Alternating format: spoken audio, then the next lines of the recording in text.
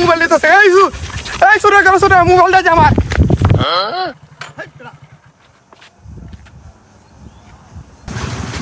এই ভাই এই আপনি মোবাইল লয়ে যান। এই মিয়া তোমার মোবাইল চুরি হওয়ার লাগে নিছি না, এই যে রাস্তা মাঝে টিপ তোমার সতর্ক করার লাগে নিছি।